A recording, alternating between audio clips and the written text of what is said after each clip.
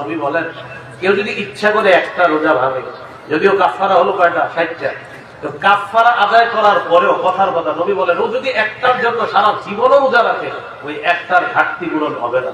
একটা রোজার এত দাম আল্লাহ। 3 নম্বর করণীয়, প্রথম রাত যখন শুরু হবে ওই রাতে আমরা তারাবির সালাত আদায় করব। সাহাবায়ে কেরামের ঐক্যমতে 20 রাকাত তারাবি পড়ব। এটা সাহাবায়ে কেরামের ইজমা। ধীরস্থির ভাবে তারাবি পড়ব, ধীরস্থির ভাবে। তারাবির নামাজ খুব ধীরস্থিরতার সাথে আমরা পড়ব। এই হলো 3 নম্বর কাজ। সহিহ বুখারীর বর্ণনা 1902 নম্বর হাদিস।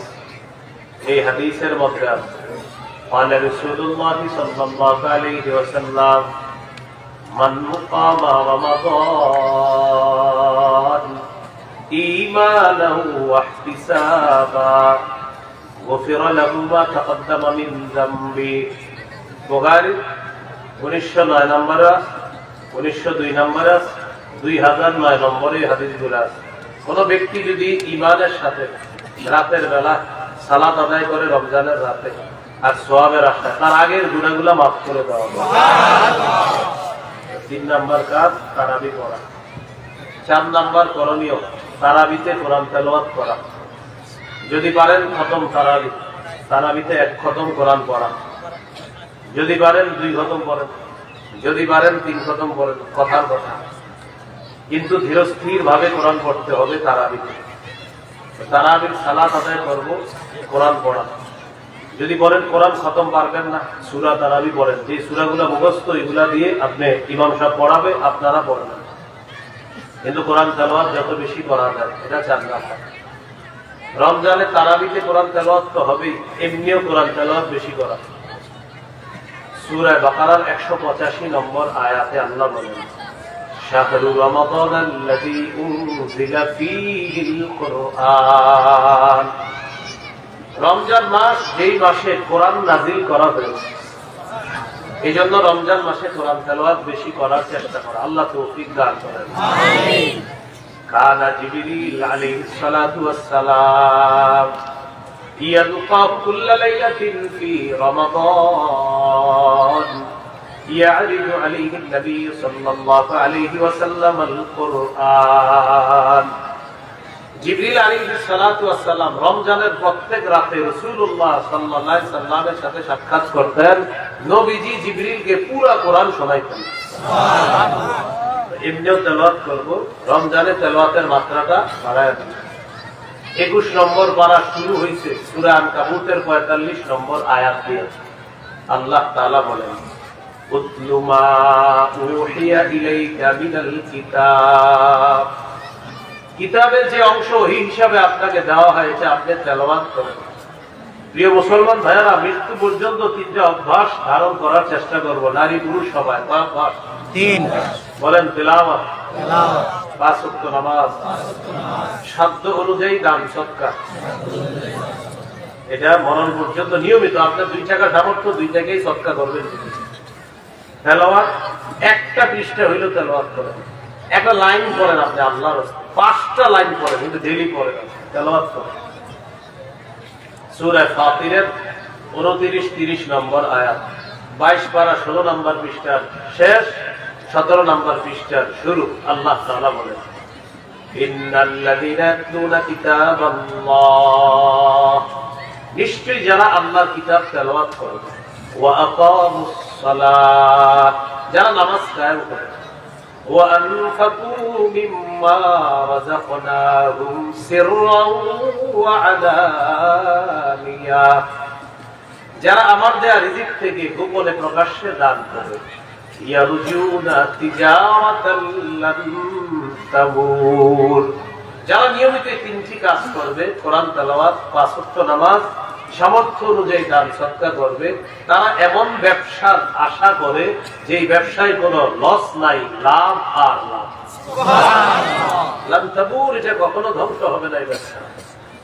এই হলো 1 নম্বর উপকারিতা। 2 নম্বর লিওয়াফিয়াহুম উজুরাহুম, তাদের রব যেন তাদেরকে পরিপূর্ণ প্রতিদান দান করেন, এই নিয়তে তারা তিনটা কাজ করবে। রব তাদেরকে পরিপূর্ণ প্রতিদান দান করেন। 3 নাম্বার, ওয়ায়াজিদাহুম মিন ফাদলি, তাদেরকে আল্লাহ তাআলা প্রতিনিয়ত তার অনুগ্রহ বৃদ্ধি করতেই থাকবেন, করতেই থাকবেন। সুবহানাল্লাহ। তাহলে নিয়মিত 3 অভ্যাস, কোরআন তেলাওয়াত, 5 ওয়াক্ত নামাজ, সাধ্য অনুযায়ী দান সদকা করা, আল্লাহ তাআলা তৌফিক দান করেন। আমিন। কোরআনে কারীমের তেলাওয়াত করব তো ইনশাআল্লাহ। ইনশাআল্লাহ। এলো 4 নাম্বার কাজ। 5 নাম্বার, তাহাজ্জুদ করা। সাহারির সময় উঠবেন, ওঠার পর তাহাজ্জুদ করবেন। তিরমিজির হাদিস 2616 নম্বর হাদিস। এই হাদিসের মধ্যে আছে রাসূলুল্লাহ সাল্লাল্লাহু আলাইহি সাল্লাম তার সাহাবী মুআয ইবনে জাবাল রাদিয়াল্লাহু তাআলা আনহুকে বললেন, আলা আদুল্লুকা আলা আবওয়াবিল খায়র, আমি কি তোমাকে কল্যাণের দরজাসমূহের কথা বলবো না? নবীজি বললেন, কল্যাণের দরজা 3টা। 1 নাম্বার সাওমু জুন্নাহ, কল্যাণের 1 নাম্বার দরজা হলো রোজা। 2 নাম্বার সাদাকাতু তুফিউল খাতিআতা কামা ইউফিউল মাউন নার, 2 নাম্বার দরজা হলো সদকা করা। নবীজি বলেন, সদকা এমন একটা ইবাদত, পানি যেমন আগুনকে নিভিয়ে দেয়, সদকা মানুষের গুনাহগুলা ধুয়ে মুছে সাফ করে দেয়। সুবহানাল্লাহ। 3 নাম্বার, ওয়াসালাতুর রাজুলি মিন জাওফিল লাইল, রাতের বেলা তাহাজ্জুদ নামাজ পড়া। রাতে কি পড়া? তাহাজ্জুদ নামাজ পড়া। আমাদের মা-বোনরা রমজান মাসে ইবাদতের সুযোগ কম পায়। কেন? স্বামীর এত চাহিদা থাকে, ইফতারিতে আইটেম হবে 36টা, সাহারি তৈরি হবে আরো এরকম। তো স্ত্রীরা এই 2টা থেকে 3টা থেকে ইফতার বানানো শুরু করে, না একটু ইবাদত করার সুযোগ পায়। আর সাহারির সময় উনি অনেক রং বেরঙের খাবার দিয়ে ওনার সাহারি খেতে হবে। এই 2টা 2:30 বাজে মিঠা বা শুরু হয় রান্না করে। আপনারা নারীদেরকে একটু ইবাদত করার সুযোগ দেন রমজান, ইনশাআল্লাহ। নারীদেরকে ইবাদতের সুযোগ দিবেন। রমজান মাস আগে বেড়ে যাওয়ার মাস। প্রত্যেক রাতে একজন ঘোষণাকারী বলে, ইয়া বাগিয়াল খাইরি আকবিল, হে কল্যাণ অন্বেষণকারী তুমি আগে বেড়ে যাও। ওয়া ইয়া বাগিয়াশ শাররি আকসির, হে অকল্যাণ অন্বেষণকারী তুমি থামো, সংযত হও। কল্যাণ অন্বেষণকারী তুমি আগে বেড়ে যাও। এখন বলেন, নারী যারা, তাদের কি কল্যাণের প্রয়োজন আছে না নাই? আছে। এই জন্য তাদেরকে ইবাদতের সুযোগ দেওয়া। মা বোনরা সাহারির সময় আগে আগে উঠে যাওয়া, ওইটা কমপক্ষে 8 রাকাত তাহাজ্জুদ নামাজ পড়ার চেষ্টা করা। 8 রাকাত তাহাজ্জুদ পড়া এটা নবীজির 12 মাসের আমল। তারাবি পড়া এটা সাহাবায়ে কেরামের ঐক্যমতে রমজানের আমল। 8 রাকাত তাহাজ্জুদ পড়া এটা নবীজির 12 মাসের আমল। কথাটা মনে রাখবেন। যদি আপনি চান আজকে রাতে 8 রাকাত করতে পারেন, সহিহ বুখারীতে আছে 8 রাকাত তাহাজ্জুদ পড়া এটা নবীজির 12 মাসের আমল। আম্মা জান আয়েশা সিদ্দিকা রাদিয়াল্লাহু তাআলা আনহার বর্ণনা। তো আপনি চাইলে আজকেও 8 রাকাত তাহাজ্জুদ করতে পারবেন। রমজানে যেহেতু আল্লাহ তাআলা সাহরির সময় আপনাকে উঠিয়ে দিবেন, এই জন্য রমজান মাসে 8 রাকাত তাহাজ্জুদ করা। তাহলে কি শিখলাম? 4 নাম্বার কোরআন তেলাওয়াত করা, 5 নাম্বার তাহাজ্জুদ করা। তাহাজ্জুদ হলো কল্যাণের দরজা। আমরা ইবাদতটা করার চেষ্টা করব ইনশাআল্লাহ। তাহাজ্জুদ যদি 8 রাকাত না পারেন 6 রাকাত, 6 রাকাত না পারলে 4 রাকাত, 4 রাকাত না পারলে 2 রাকাত। 2 যেন না ছুটে ভাই, বলেন ইনশাআল্লাহ। এটা তাদের জন্য সম্ভব যারা যান্ত্রিক যন্ত্রণা থেকে দূরে থাকবে। যারা যান্ত্রিক যন্ত্রণা থেকে কি থাকবে? একটা যন্ত্রণা আছে, এই যন্ত্রণা থেকে যত দূরে থাকবে তার পক্ষে এগুলো সহজ হবে। রমজানের ইবাদত গুলা করা তাদের জন্য সহজ হবে। যন্ত্রণা গুলা থেকে যারা দূরে থাকবে তাদের জন্য কি হবে? সহজ হবে। যন্ত্রণা গুলা বুঝেন, সব সময় পকেটে থাকে। এই যন্ত্রণা থেকে দূরে থাকলে এটা আপনার জন্য সহজ হয়ে যাবে। আল্লাহ সহজ করে দেবে। আমিন। 6 নাম্বার, সাহারি খাবেন। অনেকে পালোয়ানগিরি দেখায় ইমাম সাহেবকে বলে, হুজুর আজকে সাহারি না খায় রোজা রাখছেন। আপনাদের কি কইছে না খাইতে? সহিহ বুখারীর বর্ণনা 1921 নম্বর হাদিস, 1921 নম্বর হাদিস। عن زيد بن ثابت رضي الله تعالى عنه قال تسحرنا مع النبي صلى الله عليه وسلم যায়েদ ইবনে সাবিত রাদিয়াল্লাহু তাআলা আনহুর বর্ণনা, তিনি বলেন আল্লাহ নবীর সাথে আমরা সাহরি খেয়েছি। নবী সাহরি খেয়েছে, সাহাবীরাও খেয়েছে, অতএব আমরাও খাবো ইনশাআল্লাহ। সহিহ বুখারীর বর্ণনা 1923 নম্বর হাদিস 1923 قال رسول الله صلى الله عليه وسلم تسحروا فإن في السحور بركة। নবীজি বলেন তোমরা সাহরি খাও, সাহরির মধ্যে ভরপুর বরকত আছে। সাহরি খাবো কেন? বরকতের জন্য।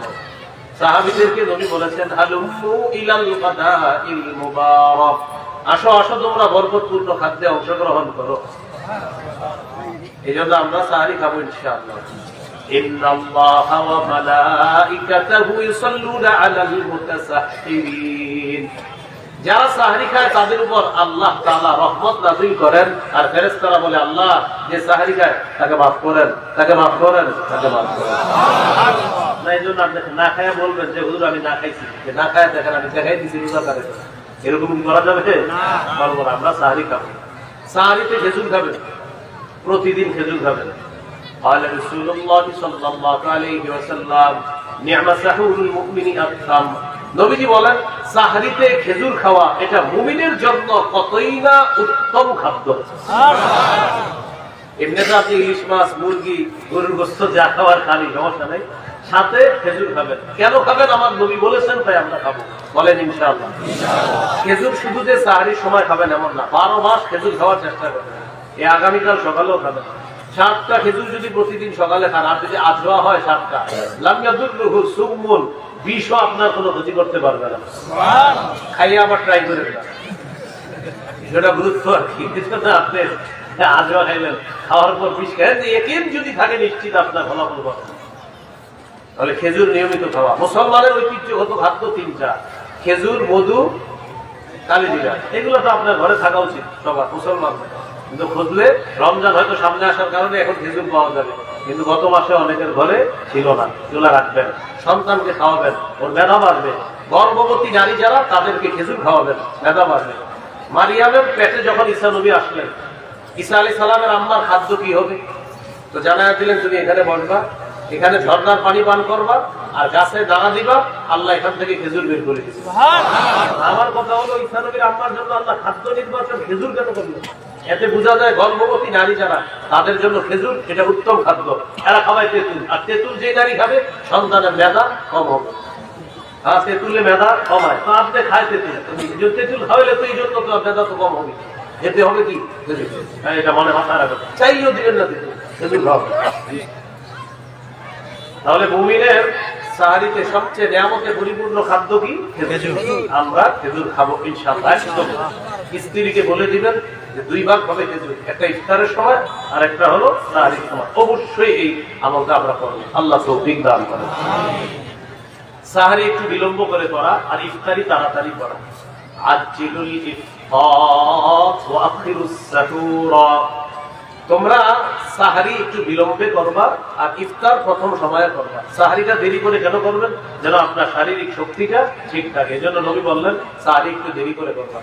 এখানে একটা মাসালা, তাহাজ্জুদের সম্পর্ক সাহরির সাথে না, তাহাজ্জুদের সম্পর্ক সময়ের সাথে।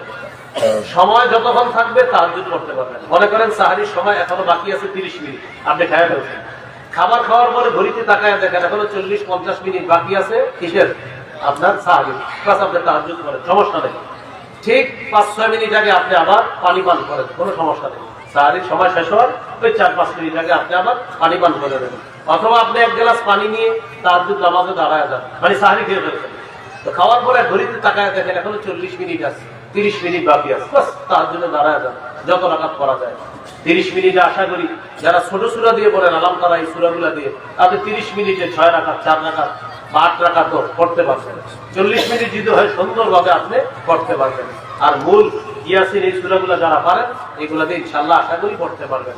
তাহলে বলেন তো তাহাজ্জুদের সম্পর্ক কি খাদ্যের সাথে না সময়ের সাথে? সেটা আপনি তাহাজ্জুদটা সাহরি খাওয়ার আগেও পড়তে পারবেন, আবার সাহরি খাইছেন খাওয়ার পর দেখলেন সময় আছে, আপনি পড়তে পারবেন। আল্লাহ আমাদের সকলকে কথাগুলা গুরুত্ব সহকারে মনে রেখে আমল করার তৌফিক দান করেন। এই গেল 6 নম্বর কাজ, সাহরি খাওয়া। সাহরি খাইলেন, এবার 7 নম্বর কাজ রোজা রাখা। 7 নম্বর কাজ হলো রোজা রাখা।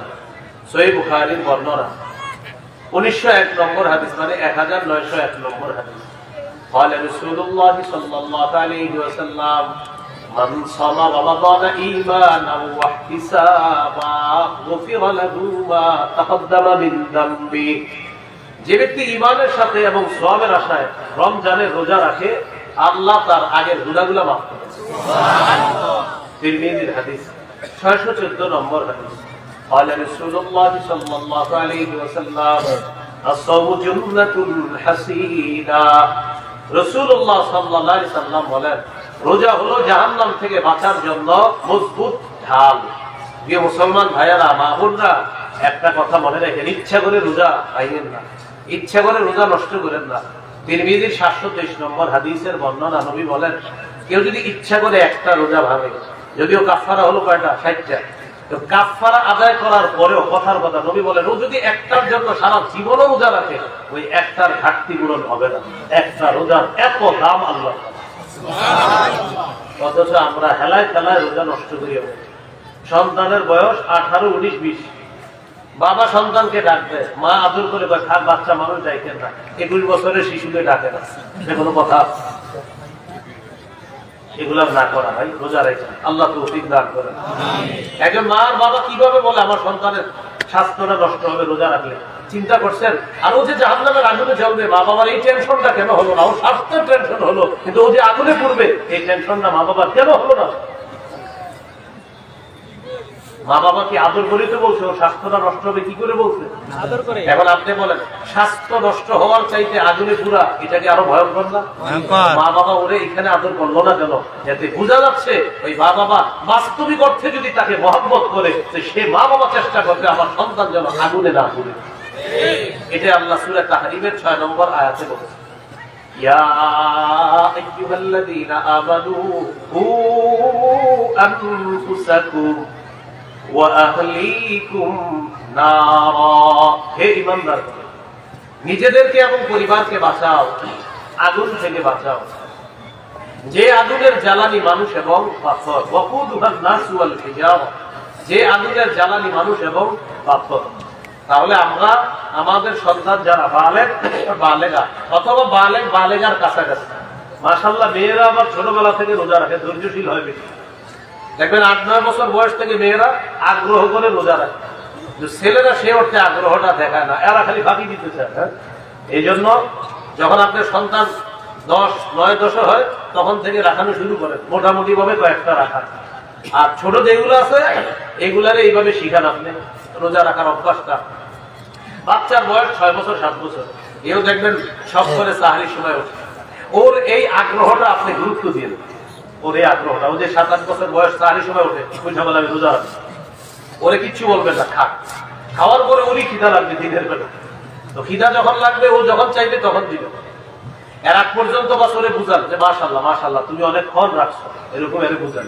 ছোটবেলা থেকে সন্তানকে বুঝান যে এরকম রোজা একটা গুরুত্বপূর্ণ বিষয়, তো তুমি ছোট মানুষ, তো এই জন্য তোমার জন্য একটু সার আছে, এটা ওরে বুঝাতে এইভাবে আস্তে আস্তে। ওর এই অভ্যাসটা ওর থেকে যাইতে দেওয়ার চেষ্টা করবেন না, তবে আস্তে আস্তে আপনার এই সন্তান অবশ্যই গুরুত্ব সহকারে ভবিষ্যতে রোজা রাখবে। পারবো তো ইনশাআল্লাহ? তাহলে 7 নাম্বার রোজা। 8 নাম্বার দান করা। রমজানে দানের মাত্রা আরো বাড়ায় দিবেন। এখন তো দান করেনি, রমজানে দান বেশি করবেন। সহিহ বুখারীর বর্ণনা 6 নম্বর হাদিস, কানা রাসূলুল্লাহ সাল্লাল্লাহু আলাইহি ওয়াসাল্লাম আজওয়াদান নাস। রাসূলুল্লাহ সাল্লাল্লাহু আলাইহি ওয়াসাল্লাম মানুষের মধ্যে সর্বশ্রেষ্ঠ দানশীল ছিলেন। ওয়া কানা আজওয়াদা মা ইয়াকুনু ফি রমাদান হিনা ইয়ালকাহু জিবরিল। রমজান মাসে নবী দান করার মাত্রাটা আরো বাড়িয়ে দিতেন। এই জন্য আমরা রমজানে দান করব, বেশি থেকে বেশি চেষ্টা করব দান করার। আল্লাহ তৌফিক দান করেন।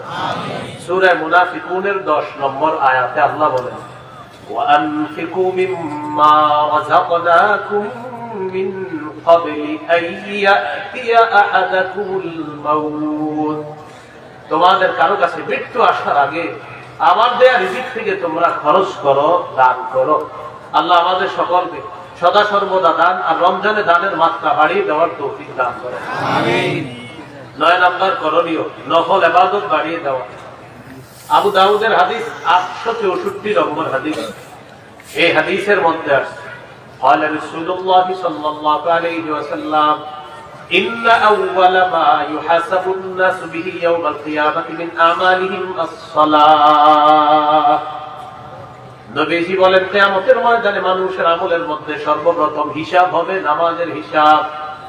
আমলের মধ্যে হিসাব হবে কিসের? নামাজের।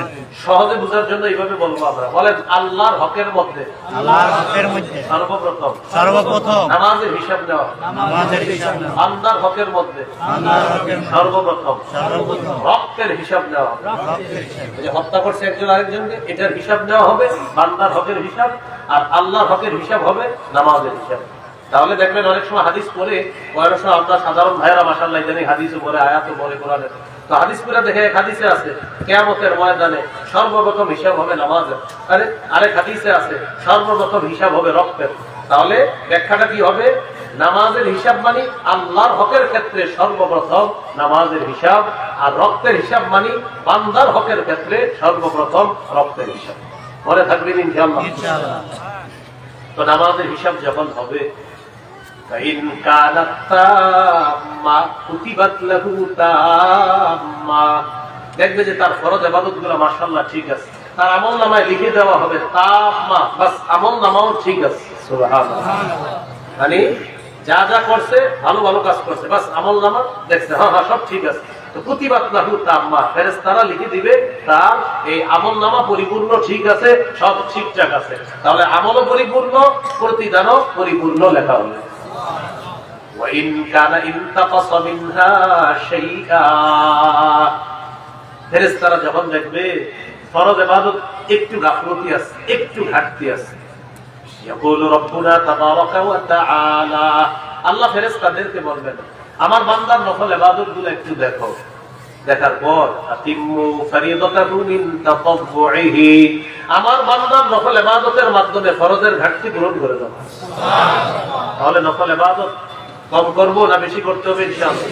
এখন তো আমাদের সমাজে ফতুয়া চলছে সুন্নত না বললেও হবে, খালি আপনার একের পর এক, মানে ইবাদত যত কমানো যায়। এক দল আছে তারা ইবাদত কমাবে, আরেক দল আছে বাড়াবে, মানে যেটা শরীয়তে নাই এটা বাড়াবে, আর এক দল আছে যেটা শরীয়তে আছে এটা ব্যবহারে ভালোবে। যেমন অনেকে প্রশ্ন, আমারে যদি কেউ প্রশ্ন করে হুজুর যোহরের আগে সুন্নত না পড়লে কি কোনো গুনাহ হবে, প্রশ্ন করে, চিন্তা করে প্রশ্নটা কোন ধরনের। তো আমি পাল্টা বলি আপনি কি জান্নাতে যাইতে চান কি চান না বলেন তো? যদি বলে না, নাউজুবিল্লাহ, এটা কেমনে বললেন মুসলমান? তো যদি বলে হ্যাঁ, তো আমি বলি রাসূলুল্লাহ সাল্লাল্লাহু আলাইহি ওয়াসাল্লাম বলেন যে দিনে রাতে 12 রাকাত সুন্নাত পড়বে ওয়াজাবাত তাহু জান্নাত, তার জন্য জান্নাত ওয়াজিব হবে। সুবহানাল্লাহ। এখন আপনি বলেন আপনি কি জান্নাত চান কি চান না, তো টেনশনে বোঝা যায়। তো যদি বলেন চান তো সুন্নাত পড়েন। কি বলে সুন্নাত না পড়লে কি কিছু হবে? আমি বলি জান্নাতে যেতে চান, অবশ্যই যেতে চান। নবী বলছে 12 রাকাত সুন্নাত যে পড়বে নিয়মিত তার জন্য জান্নাত ওয়াজিব হয়ে যাবে।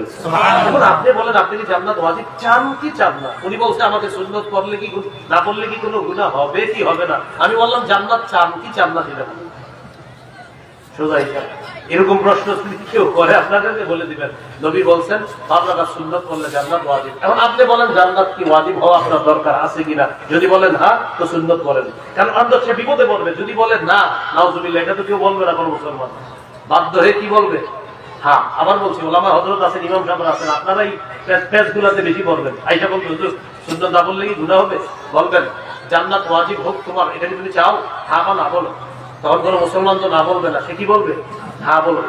তখন আপনি বলবেন নবী বলছে 12 রাকাত সুন্নাত পড়লে জান্নাত ওয়াজিব। এখন তুমি বলো সুন্নতের মাধ্যমে জান্নাত ওয়াজিব হোক, এটা তুমি চাও কি চাও না? পরে তোমার উত্তর দিচ্ছি। এখন হ্যাঁ বলবে কি বলেন হুজুর আমি তো জান্নাত চাই, বলবেন মাশাআল্লাহ, তাহলে সুন্নাত পড়ো যাও।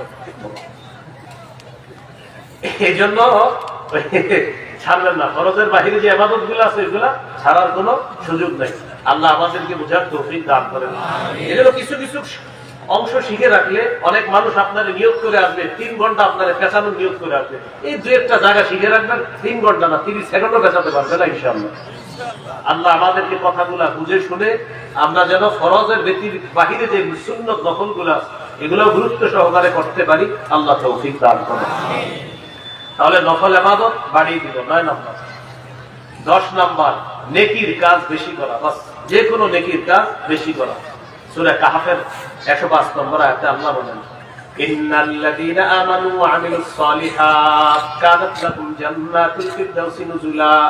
103 থেকে শুরু হয়েছে, 103, 4, 5, 6, 7, 8, 9 অনেকগুলো আয়াত আছে। তো আল্লাহ বলে নিশ্চয়ই যারা ঈমান আনে, নেক কাজ করে, তাদের জন্য মেহমানখানা হিসাবে জান্নাতুল ফিরদাউস। সুবহানাল্লাহ। সূরা তাগাবুনের 9 নম্বর আয়াত, 28 পারা 16 নম্বর পৃষ্ঠা। আল্লাহ তাআলা বলেন, وَمَن يُؤْمِن بِاللَّهِ وَيَعْمَلْ صَالِحًا, যে ব্যক্তি আল্লাহকে বিশ্বাস করে আর নেক কাজ করে, ইউকাফির আনহু সাইয়্যাতি, আল্লাহ তার সব গুনাহগুলো maaf করে দেন। সুবহানাল্লাহ। ওয়া ইউদখিলহু জান্নাতিন তাজরি মিন তাহতিহাল আনহার, আল্লাহ তাকে এমন জান্নাতে প্রবেশ করাবেন যার পাদদেশ দিয়ে, তলদেশ দিয়ে ঝর্ণা ধারা প্রবাহিত হবে। সুবহানাল্লাহ। খালিদিনা ফিহা আবাদা, সেথায় তারা অনন্তকাল, চিরকাল বসবাস করবে জান্নাতের মধ্যে। যালিকাল ফাওজুল আযীম, আল্লাহ বলেন এটা চূড়ান্ত সফলতা। আল্লাহকে দেখতে চাই কারা কারা? আল্লাহ তৌফিক দান করুন। তো দেখার শর্ত কি আছে দেখেন, সূরা কাহফের সর্বশেষ আয়াত 110 নম্বর আয়াতে আল্লাহ বলেন, ফামান কানা ইয়ারজু লিকা রাব্বিহি, যে ব্যক্তি তার রবের সাক্ষাৎ কামনা করে, ফালইয়ামাল আমালান সালিহা, 1 নম্বর সেজন্য নেক কাজ করে, 2 নম্বর ওয়ালা ইউশরিক বিইবাদাতি রাব্বিহি আহাদা, সেজন্য তার রবের ইবাদতে কাউকে শরীক না করে। তাহলে 1 নম্বর নেক কাজ করা, 2 নম্বর ইবাদতে যেন কাউকে শরীক না করে। এবার আমার সাথে বলেন, যে কোনো বস্তুর 3টি অংশ থাকা উচিত, দেহ, আত্মা, ফলাফল। আমল হলো দেহ, আত্মা হলো ইখলাস, ফলাফল ওজনের পাল্লায় ভারী। এবার সুন্দর করে বলেন, বলেন আমল নামক দেহ, এই দেহের আত্মা হলো ইখলাস। মানে একসাথে বলেন, আমল নামক দেহের আত্মা হলো ইখলাস, ফলাফল ওই ইখলাস ওয়ালা আমল ওজনের পাল্লায় ভারী হয়ে যাবে, ফলাফল। এই জন্য ইমাম বুখারী প্রথম হাদিস আনছেন দেহ আর আত্মা সম্পর্কে, ইন্নামাল আমালু বিন্নিয়াত, আমলের প্রতিদান বিশুদ্ধ নিয়তের সাথে হবে। তো প্রথম হাদিসে দেহ আর আত্মার কথা আলোচনা আছে, আমল আর আমলের আত্মা, ইখলাস, বিশুদ্ধ নিয়ত। আর সর্বশেষ হাদিস 7563 নম্বর হাদিস, ওখানে আছে সাকিলাতান ফিল মিজান, যে ইখলাস ওয়ালা আমল যদি কম হয়, ফলাফল ওজনের পাল্লায় ভারী হয়ে যায়। সুবহানাল্লাহ। প্রথম হাদিস আর শেষ হাদিস, এই ইমাম বুখারী কত সুন্দর করে প্রথমটা আর শেষটা মিলেই না। তাহলে নেকের কাজ বাড়ায়া দেওয়া রমজান মাসে, আল্লাহ তৌফিক দান করেন। 11 নম্বর, বেশি বেশি দোয়া করা। আল্লাহ তাআলা বলেন, ওয়াকালা রাব্বুকুম উদউনি আস্তাজিব লাকুম, তোমাদের রব বলেন তোমরা আমাকে ডাকো, আমি তোমাদের ডাকে সাড়া দিই। তোমরা আমাকে ডাকো, আমি তোমাদের ডাকে সাড়া দিই। 2টি দোয়া আমরা রমজানে বেশি বেশি করব, আমিও পড়ি, আমরা সবাই পড়ি। আল্লাহুম্মা ইন্নী আসআলুকাল জান্নাহ ওয়া আউযু বিকা মিনান নার। আল্লাহুম্মা ইন্নী আসআলুকাল জান্নাহ ওয়া আউযু বিকা মিনান নার। যদি আরবিটা অনেকে মুখস্থ না থাকে, বাংলায় বলবেন, হে আল্লাহ, আমি আপনার কাছে জান্নাত চাই, জাহান্নাম থেকে পানা চাই। এই 2টি দোয়া বেশি করতে পারবো তো ইনশাআল্লাহ। قال رسول الله صلى الله عليه وسلم ولله عتقاء من النار وذلك في كل ليلة। নবীজি বলেন, রমজান মাসে প্রতি রাতে অসংখ্য অগণিত জাহান্নামীকে জাহান্নাম থেকে মুক্তি দেওয়া হয়। সুবহানাল্লাহ। তো দোয়া করবেন, আল্লাহ আমার আত্মীয় স্বজনের কেউ জাহান্নামী আছে কিনা জানি না, আল্লাহ যদি থাকে আপনি মুক্তি দিয়ে দেন, মুক্তির ব্যবস্থা করে দেন। এইভাবে দোয়া করা। তাহলে রমজানে বেশি বেশি কি করবো ভাই? দোয়া করবো। 12 নাম্বার, জিকির করা। 4টা জিকির বেশি বেশি করার চেষ্টা করব। কয়টা জিকির? 4টা। قال رسول الله صلى الله عليه وسلم احب الكلام الى الله اربع নবীজি বলেন আল্লাহর কাছে 4টি কথা সবচেয়ে পছন্দের। পড়ি সুবহানাল্লাহ, আলহামদুলিল্লাহ, লা ইলাহা ইল্লাল্লাহ,